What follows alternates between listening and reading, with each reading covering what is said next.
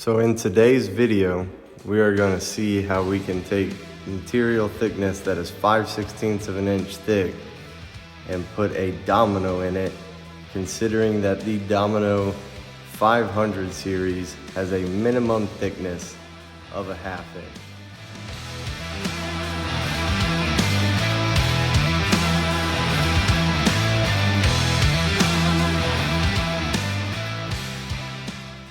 So currently for this application, what we have in the Domino is the 5mm bit, and essentially all we did was create an offset into our plywood table here on the job sites by measuring the height difference from the bottom of the plate to the center of the 5mm bit, accounting for that and creating a mortise into our plywood. Bottom of the Domino, these two machine threaded screws right here, these screws come with the Domino. A lot of times they're meant for the attachment plates on the thinner stock and some other purposes. However, that is where a lot of the woodpecker, Seneca plates, offset plates for actually doing the material with the Domino upside down also attached to. So essentially all we did was trace it out. Now we'll go ahead and put it in this mortise right here. We want to make sure those clips stay engaged, and then we will just come under here with those holes that are drilled through the plywood, and we will use this to permanently fasten the Domino to our workbench. At this point, you'll want to grab your pieces that you want to go ahead and put the Domino in.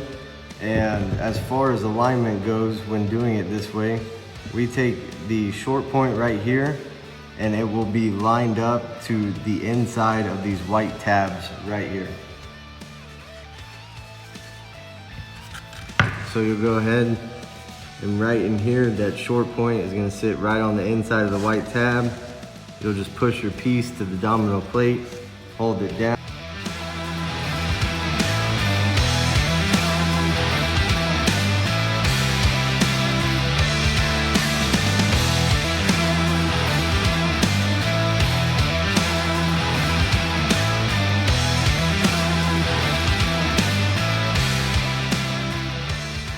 You'll be left with two mortises and 5/16 inch stock.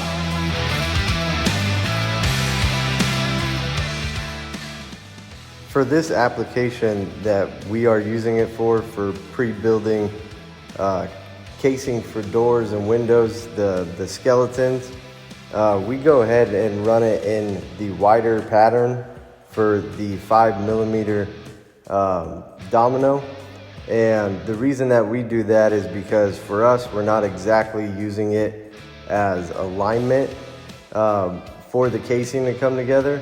We'll go ahead and align it ourselves as we glue it up.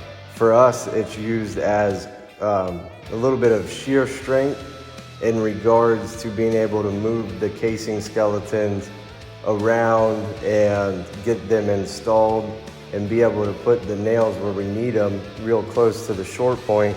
Maybe if we have to cut out some sheetrock or other stuff like that.